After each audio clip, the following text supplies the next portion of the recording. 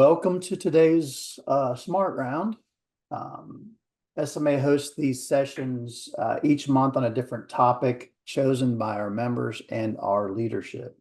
I'm Randy Glick, the Executive Director of Southern Medical Association, and I'll be serving as your host today.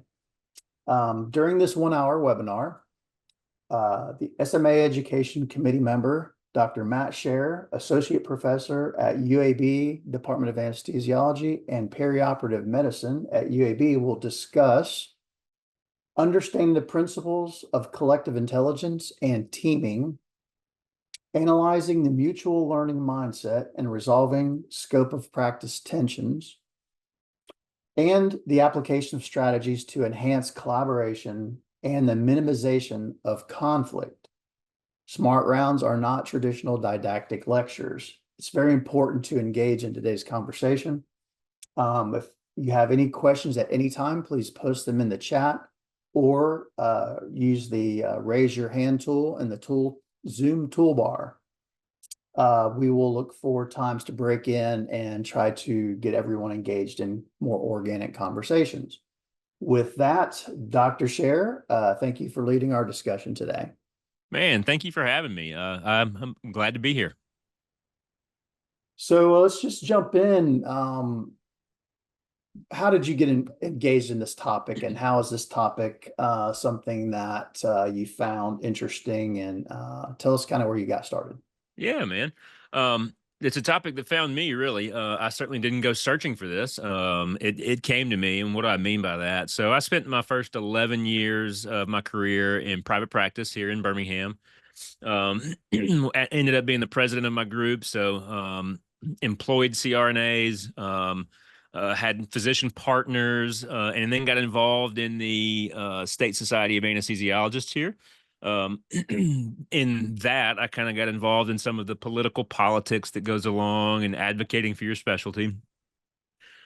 My hospital wasn't really doing all that well, and I was looking to make a career change. Made the jump over here to academics, which is something that I never really thought that I would do, but I did. And when I got here, I learned that this institution was looking at building an anesthesiologist assistant program, an AA program. That was something that was in the works before I ever got here. And when I got here, I got asked to go to a meeting. And I thought, cool, man, I get to go meet the new CEO. That's awesome. I've never really been at UAB, but I'll walk up to the C-suite. Heck yeah. And I went because I was a private practice group president. I had been a competitor to UAB for many years, trying to, hire the same CRNAs, hiring physicians out of this residency program. And then because of my involvement in my state society, in theory, I knew the politics, the economics of it all. And so I was asked to tag along, and I did. I wandered up to the C-suite, found out that there was most assuredly kind of this plan that had been in place. The economics of that were very straightforward and simple. Increased supply to kind of drive your costs down. It's a very straightforward economic supply-demand analysis. And I was asked a couple of questions. Hey, Matt, would AAs help us drive our cost of anesthesia care down? Yeah, certainly would help. It at least, maybe stabilize things. Maybe not drive it down, but prevent the further escalation. What about more CRNAs? Would they help? Heck yeah, man. Need more CRNAs. They're outstanding. We need more of them. And walked out of there really thinking nothing of it. Well, it was only a few hours later, my phone starts blowing up. And I start getting these really rude text messages from my CRNA buddies who I've known and loved for many years. Like, what are you doing? Are you starting an AA program at UAB? And I remember thinking, what in the world is going on? But the narrative overnight quickly became that I was brought to UAB to run the AA program. And I overnight became the enemy of every CRNA in the state of Alabama. And really further than that, I've seen message board, cut and pastes from across the country where I was just the enemy because I came here to start an AA program to put CRNAs out of business. And I really spent a few weeks pouting about it. It wasn't fair. This is not what happened. I haven't been able to kind of express, my thoughts, why I attended this meeting, et cetera. But it absolutely wrecked the relationship between the anesthesiologist and the CRNAs here at UAB, meaning that relationship became ice cold overnight. I distinctly recall walking down hallways and having CRNAs turn and go the other way. They wouldn't even pass me in the hallway, not call me to start cases, not call me to keep me posted on what's going on cases. And it wasn't just me. I mean, I may have been the face of the animus, but it was really the relationship between our CRNAs and our anesthesiologists in general was frigid. And it was so frigid that it was pretty evident that it was a patient safety issue. And I go out and tell this story now, really to be a cautionary tale, saying, "Hey, don't let professional politics make you your relationship so bad that you're a threat to patient safety. Don't let it get to that. Use us as a cautionary tale, and let us tell you now, 5 years later, what we've done." And what we've done really is marriage counseling, right? The institution said, okay, that didn't go as planned. We better fix this because we've got a real problem on our hands. And they brought in a psychologist facilitator. And here we are now, 5 years later, having kind of gone through that process of reconciliation and really getting to more of a collaborative culture where we can be respectful, mutually inclusive, and we want people to come to work in a fulfilling environment and go home satisfied at the end of the day. So I can certainly go into much more details about that, but that's where it all started. And I remember early on, and I said I was pouting, right? Like, this is not fair. Why me? This is not what happened. I haven't been able to voice my side of things. And I think probably my wife said, "Okay, you're gonna have to quit pouting. This just move on." But I also at that point in time read a book called "The Obstacle Is the Way," and it's about this idea that what lies in the path becomes the path, right? The impediment to action advances action, kind of this old Stoic philosophy. And I remember thinking, all right, fine. If I have wrecked our communication and teamwork at UAB, then I'm going to go learn everything I can about communication and teamwork in healthcare, and I'm going to do everything I can to fix it. And what was an obstacle, I'm going to make it my path forward. And here we are. That's how it found me, man. I certainly didn't go looking for it, but Yeah. it sought me out. Well, that's sort of which that's the fork in the road, leadership or never mind. Um, so that's cool. Look, and I can tell you, probably not working in healthcare like I do, I wouldn't be as cognizant of scope of practice issues.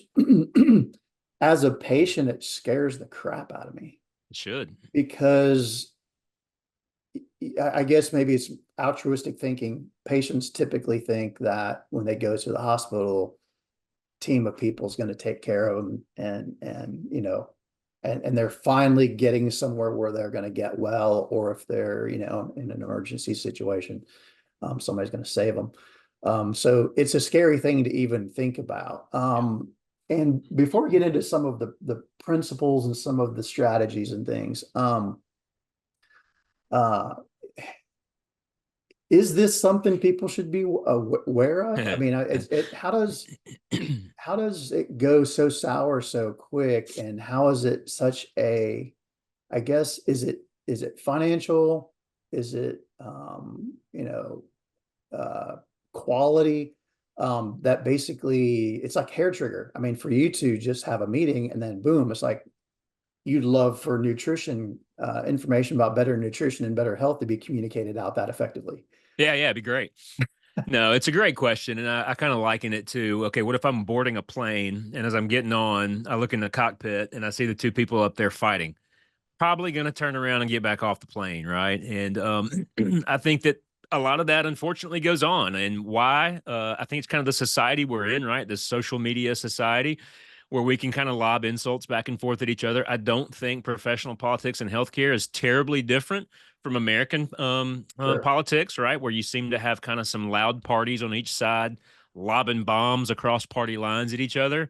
And unfortunately, we have the business after all that politics is taken care of walking into the operating room and taking care of patients at a vulnerable time in their life, doing something risky, right? Something high risk, something dangerous.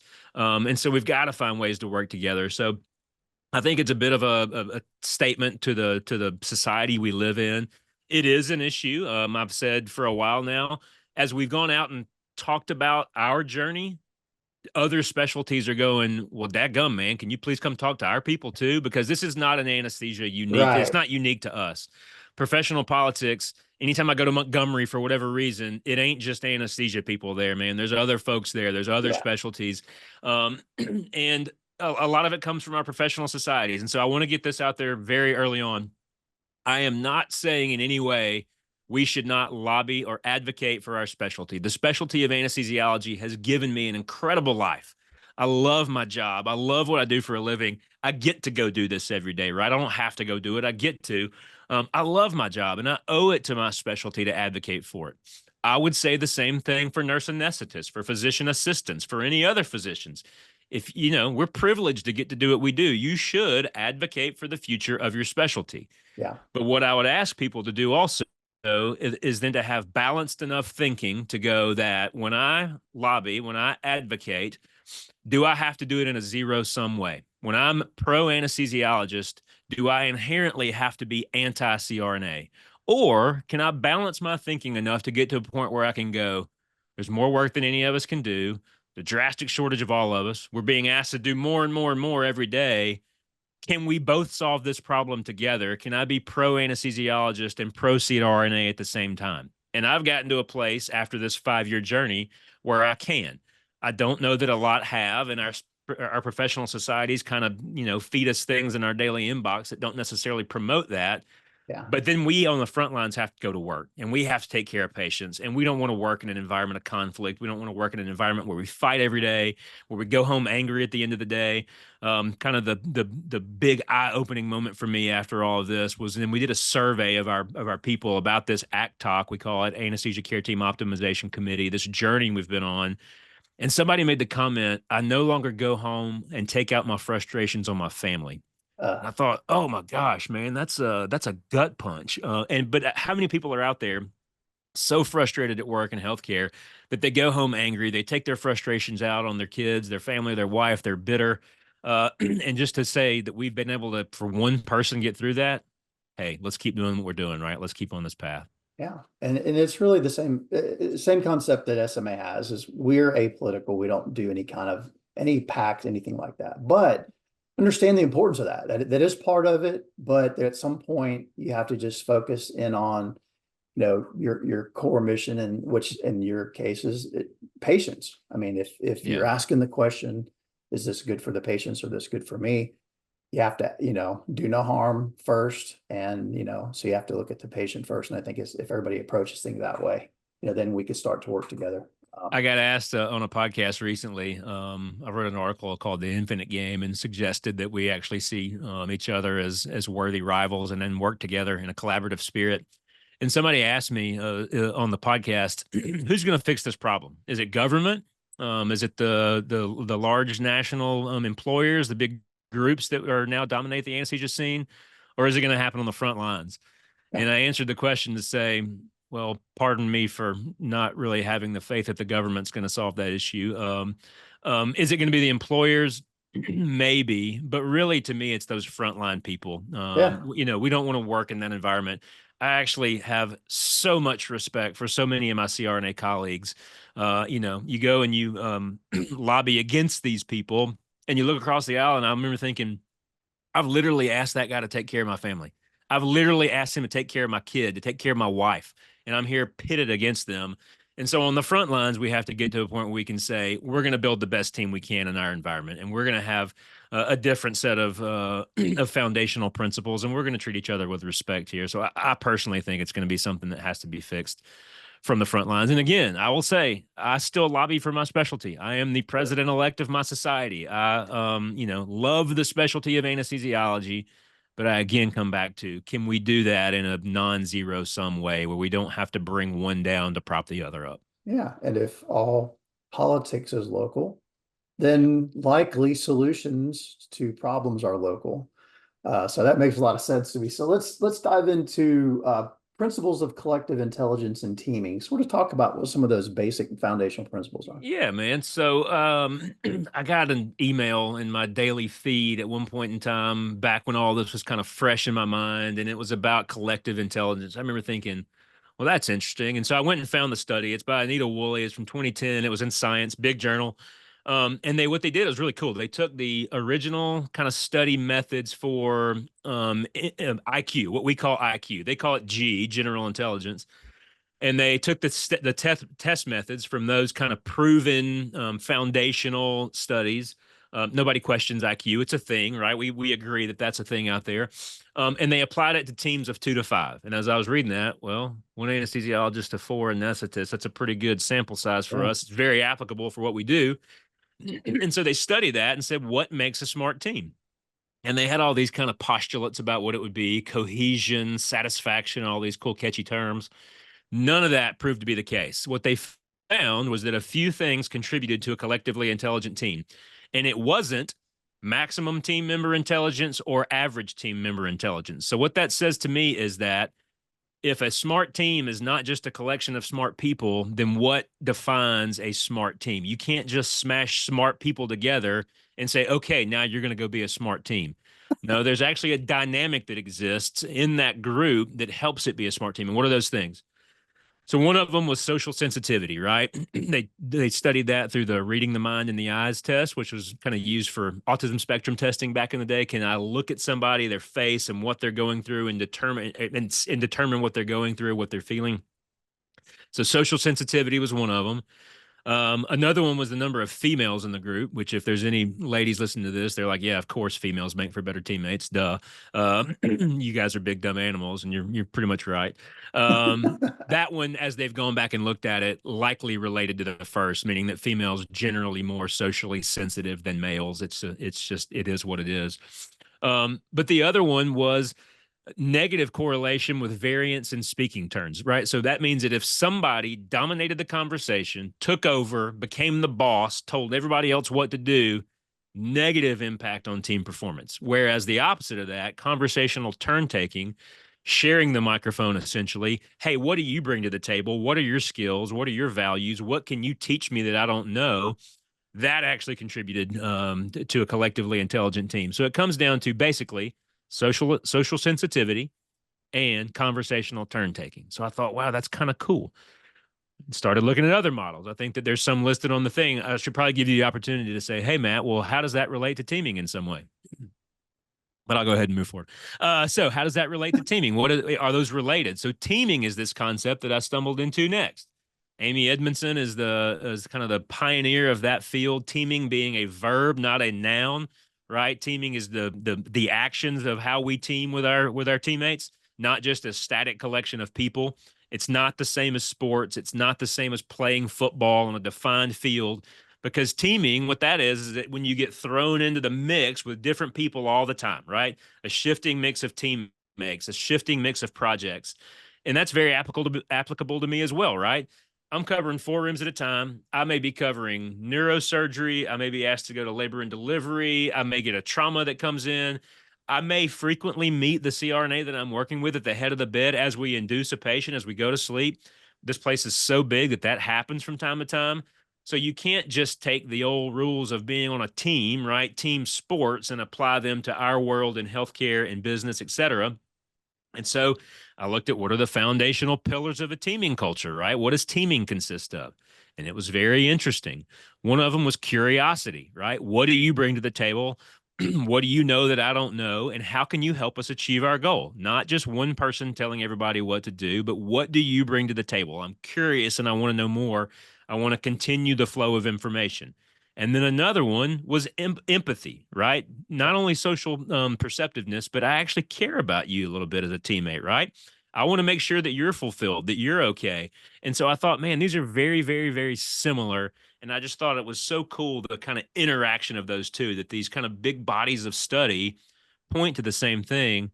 And it's not what I thought. Because what I thought was that I'm the physician, I'm the head of top of the food chain in theory, right? So I should just come and tell everybody what to do, and they'll genuflect and do what I say, right? That's what I thought coming out in my naive, fresh out of residency, dumb brain.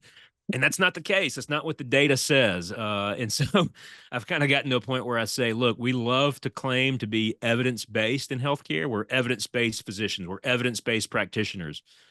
Well, it's hard to look at healthcare these days and say that's not a team sport. Of course, it's a team sport. There's so much work to be done. We work in a team environment. And so if we're going to be evidence based, then we also have to understand the evidence of what makes a team, right? How do you actually maximize your teamwork? And that's been kind of the foundation of my journey into this, and kind of mind blown emoji for me that really changed the way that I view my work setting. Yeah, it's interesting as I'm listening to you talk about that. I fall back on business principles. Um, Deming, Drucker, some of your titans and maybe business philosophy. And I think of a really, really important one that helps build teams, at SMA and just how we do things on a business side. And one of the biggest things to me is cast out fear. So how do you how do you do that? You have to, there are strategies like making sure everyone has equal time, when you're discussing something that everyone's heard. If you start to feel like your voice is heard and you don't feel fearful in contributing, even if it's something that you think is dumb, or you're a safe place where you can say something dumb and it is okay. That those are really, core Yeah. beyond healthcare. It's just, creating an environment where people feel like they're a part of the team and they can say what they want and Yeah. they're not afraid of anything. Yeah, Simon Sinek talks about be the idiot, right? Ask the questions that everybody may be thinking but is afraid to ask. Yeah. And what that comes down to, what you said, that element of not being fearful, that's what Amy Edmondson calls psychological safety. And the way that we create that is through those teaming behaviors, the empathy, the curiosity. Yeah. But it's also by just the way we treat each other with humility, right? I love to go back to Sinek, his book, The Infinite Game, one of my favorite business books ever. Actually wrote a paper for the anesthesia world on that recently. But he talks about the military a lot. You mentioned business principles, which I 100% agree on. Love to geek out on the old kind of business principles. But he goes to the military, Navy SEALs. Navy SEALs, there's a kind of an axis he does, a 2x2 axis of performance and trust.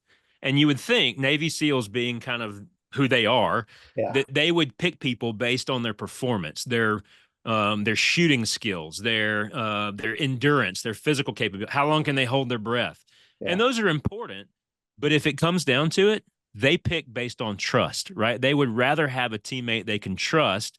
You do that by creating psychological safety. You build that in between the crises, right? In the boring, everyday, mundane days, by doing things in humility, like, hey, can I help you out with that?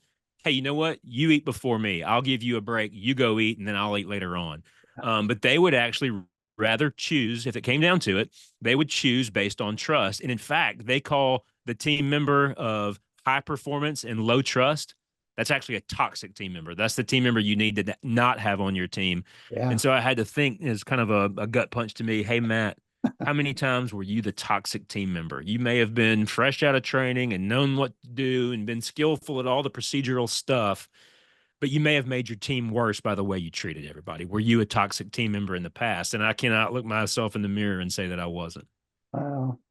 I think we all have been there and revisit that area occasionally, Yeah. hopefully Yeah. less.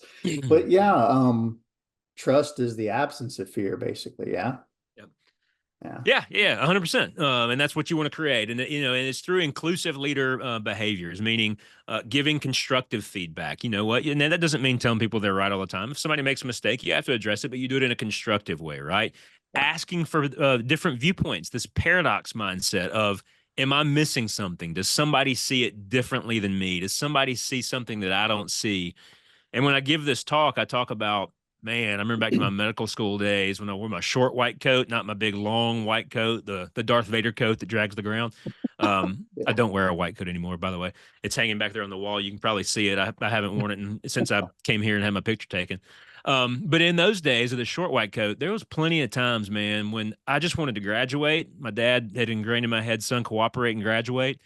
I might not make an A on that rotation, but I just wanted to get my B and I wanted to get out and I wanted to not make anybody mad. I didn't want to get my head snapped off for saying something dumb. And there was times when I had relevant information to bring to the table, but because of the environment that the leader had created, I wasn't about to say anything, man. I'm not going to get made fun of. I'm not going to get scorned and mocked. Yeah. So I'm not going to say anything. And again, that's not what we want in our teams, right? We want to continue the flow of information. There's a guy at UAB, Ivan Puplady, he says something to the effect of anything we do to limit the flow of information degrades the safety of the system. We want people to bring information to the table. And to do that, we have to encourage people to bring things to the table that may be different than the way I see it, right? Somebody may see something differently than me that is relevant. And that kind of brings us to that last kind of concept, which is the mutual learning mindset that I mentioned. That's what we use in our ACTOC team, the Anesthesia Care Team Optimization Committee, that marriage counseling that came out of our what we call our trust fracture now. Interesting, we're talking about trust. We call that event back in the day our trust fracture. And it got us to rock bottom so that we could rebuild. But we use the mutual learning model all the time. A couple of key foundational pillars of that. To build trust, one of the things you have to have is compassion, right? Goes along with that whole empathy, social sensitivity thing, caring about your teammates. And then it also is that, you know what, we discuss the undiscussable. We actually encourage people to bring things to the table that we may have never talked about in the past. And we also operate under the assumption that even though they bring something to the table differently than the way I see it, it doesn't mean that they have impure motives, right? Doesn't mean that they're being nefarious in doing it. It just means that they see things differently than we do. And when you do that and you encourage that flow of information, over time, you begin to create trust and you begin to really unleash the creativity that's inside of people. So, yeah, trust incredibly important, man. And it's not just built overnight. It occurs in the in between, and it takes a long time to develop.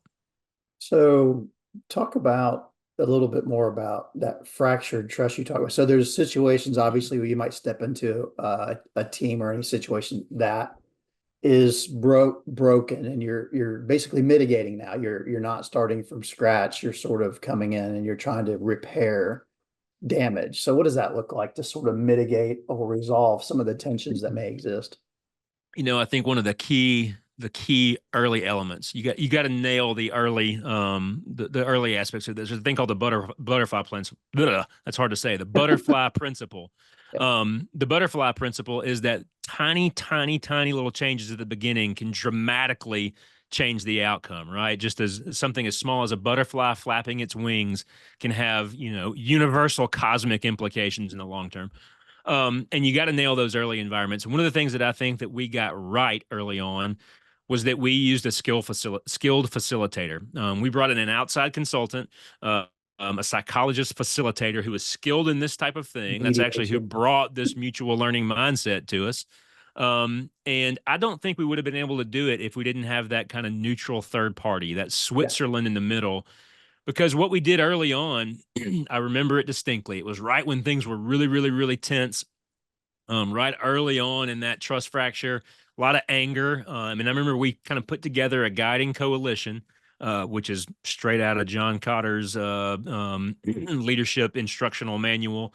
Our iceberg is melting, right? It's one of those things. Build a guiding coalition, and we had chosen a few anesthesiologists and a few CRNAs to work through this. To work through this as the early kind of pioneers, the canaries in the coal mine. And I remember being in the room, and I remember our facilitator being at the head of the table.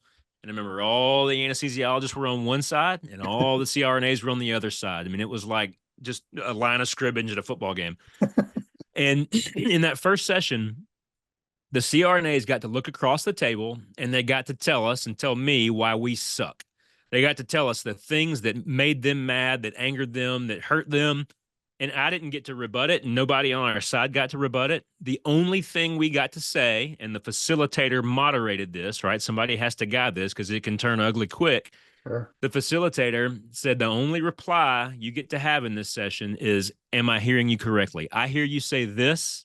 Am I hearing you correctly? And they got to clarify if we didn't hear correctly. So we wanted to actively listen and hear what they had to say about us. Yeah. And it was nasty. We walked away going, man, that was kind of Brutal. painful, brutal. Yeah. But then in a few weeks, the coin was flipped, right? The table was turned, and the anesthesiologist got to tell the CRNAs, these are the political narratives that you guys espouse that we think are harmful, right? And they didn't get to rebut it. They didn't get to fight back. They got to say, this is what I hear you say. And so once we got to that kind of mutual understanding, what we then saw was what I call our epiphany bridge. That's totally stolen from Russell Brunson. It's a marketing term for ClickFunnels, actually. But this epiphany bridge where you move from emotion to logic, and you kind of started to say, well, wait a minute. They bring a lot to the table. They come to work every day and want to do a great job. They want to take care of patients just as badly as we do. They went into this for the right reason back in the day. They're not evil people. They actually come to work wanting to do a good job, wanting to enjoy their work, and wanting to go home fulfilled at the end of the day, just like we do. And so once we got there, right, we had laid new groundwork, kind of built a new foundation, then we could start to build. So I think that those early stages, using a facilitator, even though it costs a few dollars, those people aren't free. They're highly trained professionals. But to me, that was absolutely vital to us getting it right. And then we rebuilt from there. So you took trust fracture, was where you identify that that's the issue. Then you go to sort of getting it all out. And then you sort of move forward. So talk about the moving forward part, strategies to enhance collaboration and how to Yeah. minimize conflict. What are those things you're looking for to keep things on track? Yeah. So let's see. I wrote an article that was in Southern Medical Journal. It was actually a letter to the editor about navigating scope of practice tensions early on. We recently wrote an article to kind of say, now that we're further down the road, this is what we did.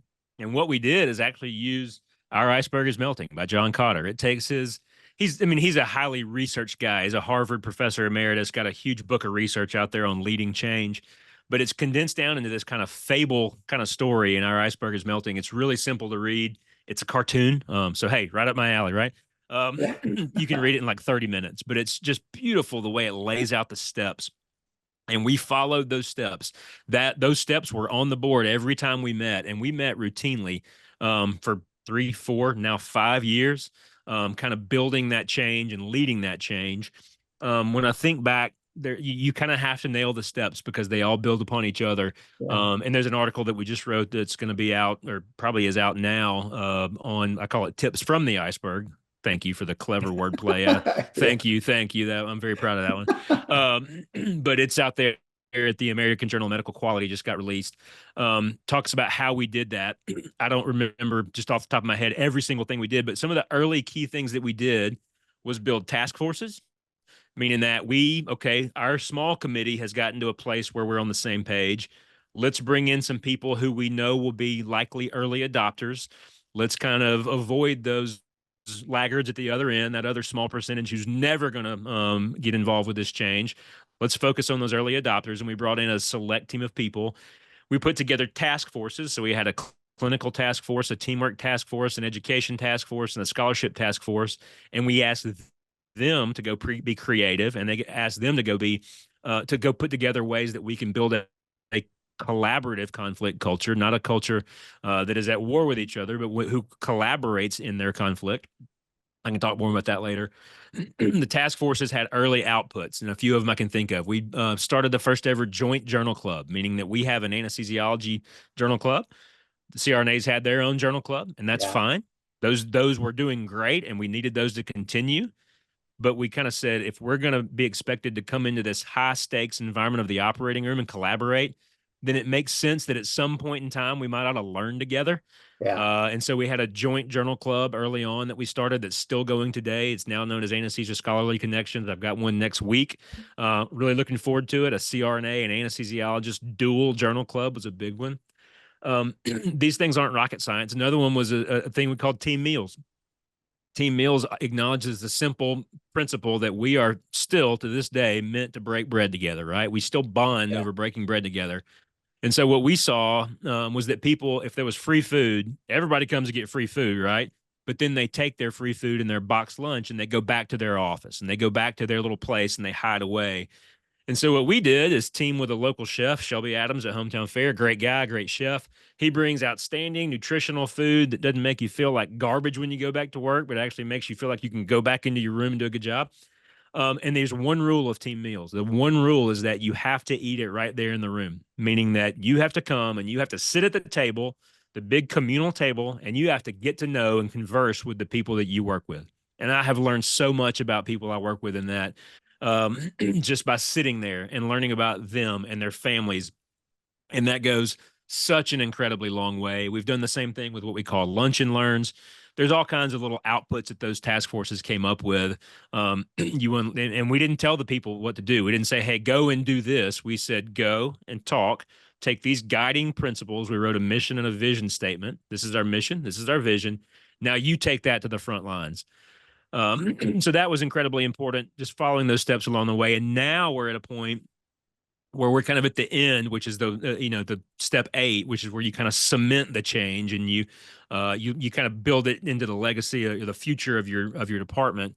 And the way we're doing that is through something called the High Performing Care Collaborative. It's in partnership with the UAB Leadership Development Office. It's something that Gina Ann Larson has been doing for a long while. A gentleman named Matthew Painter, who's now at the University of Tennessee, also helped build that. I would love to collaborate with them in Tennessee on this in the future. But it's essentially a 2-day workshop where we take intact frontline care teams, interprofessional teams, perioperative nurses, CRNAs, anesthesiologists. We actually had some surgeons there at this one, which was really, really cool.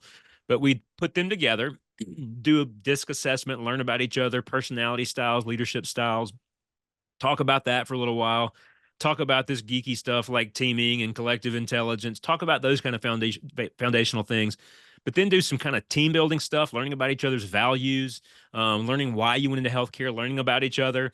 And then on the second day, let them build a strategy for their area, for wherever be it an orthopedic team, be it a neurosurgery team, be it a team from this location. You guys, as a leading coalition, put together a strategy that embodies this mission and vision in your area. And that's kind of our effort to the finalizing piece is to scale that to everybody, not just the small committee, not the secondary committee, which was the task forces, but now kind of out to the masses, out to the front lines. Do the task force have requirements for their team? Like everyone has to be represented in some way? Yeah, so we tried to get the equal number of CRNAs and anesthesiologists on those. We tried to bring residents into that. Full transparency, didn't do a great job early on of bringing the residents in. Probably an oversight on my part, thinking this was a anesthesiologist CRNA thing, and then the residents coming back and going, "Well, hey, we get thrown into this battle too. How come you didn't bring us in?" Good point. My bad. I apologize. You're right. So make sure to involve your trainees early on because they're dealing with this same stuff too, man. They get caught up in the same exact stuff. So yeah, I tried to kind of create a team that was an equal balance. And then when we do this HPCC now, trying to do the same thing, being very intentional to make this interprofessional, kind of have a couple of days where you flatten hierarchies, you actually get to know each other. Because it turns out, going back to collective intelligence and teaming, if you have this kind of culture of curiosity and you bring information to the forefront and you encourage people who might not otherwise speak up to speak up, turns out they'll say some brilliant stuff. There's a lot of smart people around here, no matter what they have after their name, what initials they have, a lot of really, really well-intentioned and really smart and creative people. Yeah, we've all got different gifts. So that's cool. So maybe sort of to wrap up, not the conversation, because I would like to get some questions from some of the attendees. What would be the iterative part of it? Like if you're monitoring, you're measuring, you're evaluating, what does it look like to sort of iterate back through to make sure you're steering it, I guess would be a question. Yeah, so that's a great question. So my role in all of this is to follow up with these teams. I actually recently went and got a executive team coaching certificate, which was kind of fun. Learned a lot of stuff in that. But my goal, we do a lot of coaching around here, but we do it mostly for our high level leaders. And I'm not a high level leader. I don't know that I ever want to be again. I did it and it about killed me.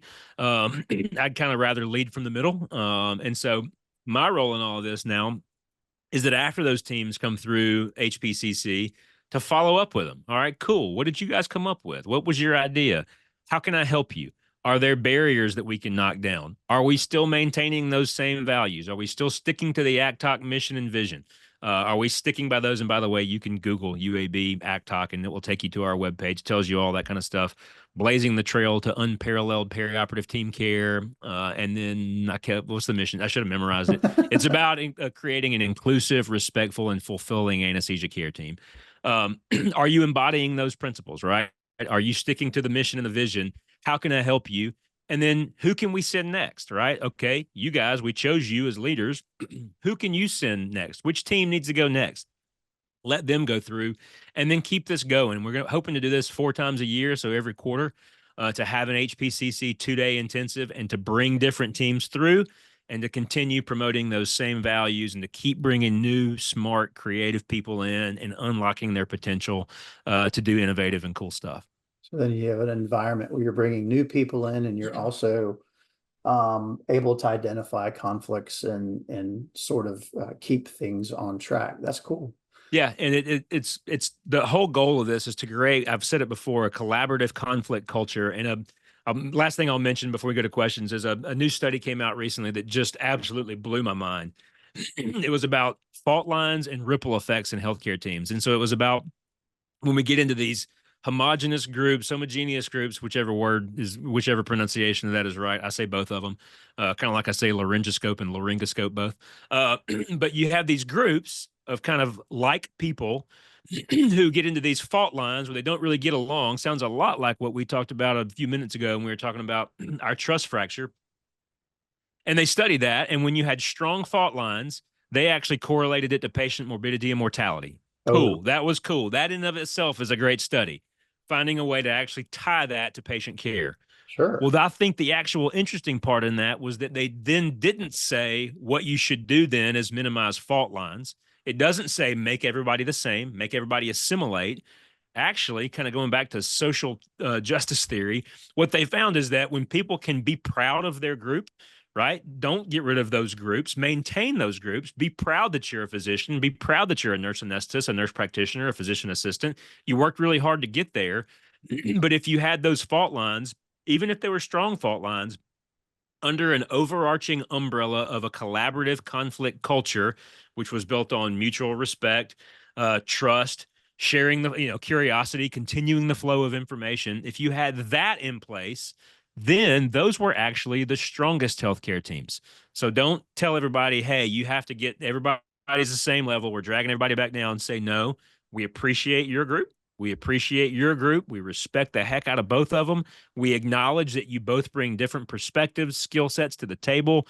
And when we have a collaborative conflict culture, we can actually synergize, right? We can be the highest functioning healthcare teams. That collaborative conflict culture, not avoiding conflict, but actually acknowledging conflict and using it productively, Constructively. Yeah. probably the secret sauce to healthcare teams. Just absolutely blew my mind when I read that, and I'm still trying to grasp it. But I think it kind of fits with what we've seen in our ACTOC team. Yeah, and I also hear, so drawing sports analogies like I think of a baseball team Yeah, and how body types are so very different in yeah, every position on a baseball team. You have to have all those different people. You have to have fast people, you have to have stronger short bodies, you have all different kinds of skill sets, and you're not trying to make all of them be the same. You're not recruiting guys that are all built the same. You're recruiting right. people that are different, that fit their particular skill. So Yeah, that seems to make a lot of sense. great analogy. I always go back to that. Individual performance matters too, and so I Sure. come back to the 4x100 relay that I just watched in the Olympics. Right, Yeah. those guys, their individual performance matters. They have to get after it on their leg, but then they got to hand the baton off, right? And that communication that happens in that mesh period also incredibly important. So we're not saying don't be the best you can be. We're not saying everybody be the same. No, hey, go out and be your absolute best. Go out and give your best possible effort. And then when it comes time to collaborate, let's also make sure we do that well too. So, yeah, we could sit here and wax Yeah. philosophical on sports analogies all day. And then since it's the beginning of SEC football season, I could Hey, probably Southern I could probably Medical. get fired up about it. So cool. Let me, we've got a handful of people on. I'd like to open up to some questions here. I'm gonna go ahead and set up, add some people in here. And does anyone have any questions or comments about sort of what we talked about? I'm kind of throwing you in here, but Jennifer, Caroline, Kendra, Susan, anything you'd like to ask about or add to this conversation? If I could just mention one thing, I'll put my managing editor hat on. Dr. Sherrer mentioned his articles, and I know nobody's really submitted anything formally, but I did get, just when people would call in to ask questions, they said that your articles were thought provoking and interesting. So, there were conversations, even if somebody may not have written in a letter to the editor or something. It's always nice to hear that our authors and your topic got people talking and thinking. Hey, that's the point. Thank you for that. I appreciate it. I don't espouse to know all the answers, right? I certainly don't have the answer to every question. But if we can generate a thoughtful conversation, hey, that's great. That's the goal. Yeah, yeah, and I think that's it. As it starts, I remember when we first started hearing about scope. I was first introduced to scope of practice. It was, political battles. We're going to solve our problems by, shuffling everything up here, and they're going to just magically kind of give me what I want. This makes a whole lot more sense. And again, I mostly take a patient's perspective on these things. I don't want to hear this. No patient wants to hear that these kind of things take place. It's sort of naive to think that they don't, but it's very encouraging to hear that these kind of things are happening, because to your point, it's not like no one has enough work to do. Right. Yeah, So, this to me is handling family business, right? And actually, I distinctly recall standing in the State House in Montgomery and having some politicians from the healthcare committee after one of the sessions about some bill or whatever saying, you know what? I'm not even a healthcare provider. I'm on this committee. You guys need to handle this. This is a family issue. You guys need to sit at the dinner table and handle the tough stuff for us. And I've made a claim in an article that probably drew a little bit of criticism, but I actually said, actually, as the healthcare providers who see behind the curtain, who see how the sausage is made, it's actually up to us to decide where we can do things a little bit differently, where we can collaborate in new ways, because otherwise we're letting the government or the payers, lawyers or bankers, we're letting them decide how to do healthcare for us. And we owe it to our patients as the patient safety advocates. We need to fix this issue. And I'm going to take this opportunity also to give props to Southern Medical Journal here. Turns out it's really hard to get an article published that says you ought to work together with a different group, because a lot of the editors of journals, very high ranking officers in whichever society you're a part of, be it on the physician side, the APP side, whatever, those people don't want to be the ones that promote this thing that says, hey, we should actually work together. I was kind of shocked early on. You think you write an article about collaboration, about these, really feel good topics of working together, of going home fulfilled, of not taking out your frustrations on your family.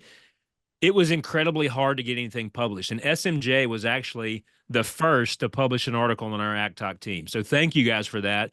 There's been an onslaught since then, but I think you guys helped open the door.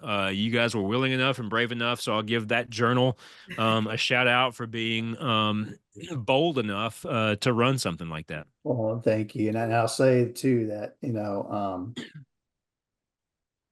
again, from the patient's perspective, I'd much rather have anesthesiologists and CRNAs and, making the decisions on what to do and working together to find the solutions, not passing them off to, other entities like, like you said, lawyers and politicians and things. That there's a place for all of those things, but when it comes to providing care, we patients, I'm not speaking for everybody, but we hope and expect that we have teams of people that are really there ready to help us in our, most stressful, difficult time. So Yeah, it's we owe really you good that. to hear. The subject matter is really good. This is a very important topic across all specialties and all types of care. So I think appreciate the we work that you're doing. Yeah, man, my pleasure. And I would say that to echo, to follow up, we owe you that as healthcare providers. We owe you that level of teamwork. And the kind of the last thing I'll throw out there, there's a book by a guy named Larson called "In Search of Synergy in Small Group Performance." Huge book, thick book, and it essentially says that synergy and teamwork is possible, but it's really, really hard. This kind of stuff doesn't just happen. So if you expect your team to just become the highest performing, most collectively intelligent teams out there, it doesn't just happen. You actually have to put in the time and effort. You have to actually take the time to sit and have some hard discussions, to sit at the table, to tell people some things that might be uncomfortable, to do it in a respectful and constructive way. Again, I recommend that third party kind of neutral facilitator. We wouldn't have succeeded without ours for sure.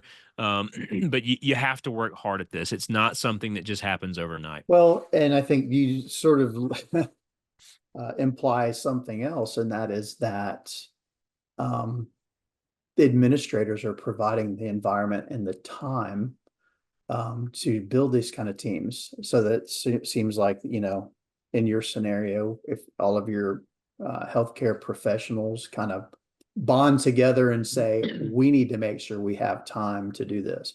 We need to make sure this is a priority. That's sort of the first unifying thing. Maybe you can go to, you know, administrators and say, we have to do this, and this has to be a priority for us to do quality, because we all want quality. You know, your bottom line is going to be impacted by quality, and of course, you know, other things too. But it takes bold leadership. Takes bold leadership. I'll give much credit to my boss, Dan Berkowitz. I told people at the first HPCC High Performing Care Collaborative session, it was an investment for you to be here, for you to not be in the operating room stamping out widgets and generating RVUs. It costs money for you to be here. So somebody is seen enough in you to consider you an early adopter, a leader in your area, and somebody's invested in you to be here to do this. But we think there will be return on that investment. We see the ROI in doing this because, as you said, the quality aspect depends upon communication. The communication depends upon trust, and trust doesn't just happen, man. It has to be built over time.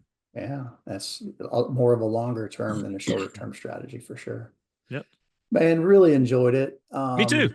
Looks like I do have one question here that I'd like to get to. Susan, do you want to go ahead and unmute and ask your question? I just wanted to see if Matt agreed to that healthy competition among the providers also create higher standards, and they motivate them to continue improvement. I know that in the CMU world, just as recent, and I would say recent is 10 years, it should have happened a lot before, working together and having professionals aware of what they each do when it comes to patient care can only promote better care for patients. And also they are understanding what their role is in the whole concept of the healthcare system. What do you think about that, Matt?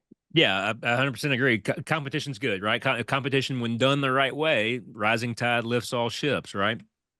One of the things, as you said, that I thought of is that early on in our ACTOC journey, there was pressure on both sides to walk in and for us, hey, Matt, go in there and tell the CRNAs that anesthesiologists do these procedures and they get to do these procedures. And we were very resistant of that for a few reasons. Number one, we wanted people to get to a point where they could actually have that healthy discussion themselves with their teammates, right? We want to build that trust where you guys can have that discussion.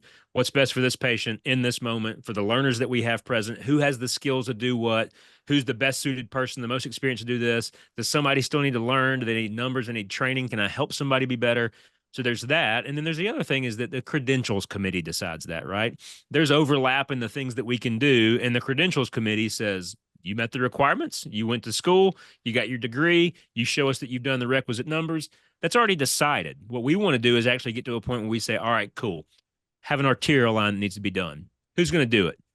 CRNAs, you know, are we going to say, no, you can't do it? Or are we going to say, no, you guys were trained to do it. And some of you are really, really good at it, right? And as I've seen that, I've seen, hey, you know what? There's some CRNAs out there that are art line ninjas, man. They can throw them in blindfold. They're really good at some of this procedural stuff. Maybe I should step up my game and make sure I stay up to date, right? Let me make sure I keep my skills up, because there's a lot of good people around here. And if I'm going to be my best, hey, I can learn from them. And we can all learn from each other at all point at any time. My dad, you know, one of the things he impressed upon me early in my life is that everybody out there can teach you something. Let's be humble enough to admit that every person out there knows something that I don't know. Maybe the truth doesn't lie entirely within me. But that'll get me off on another soapbox and we're out of time. So, but no, Susan, good comments. That was a great one to end on, because we all can do that.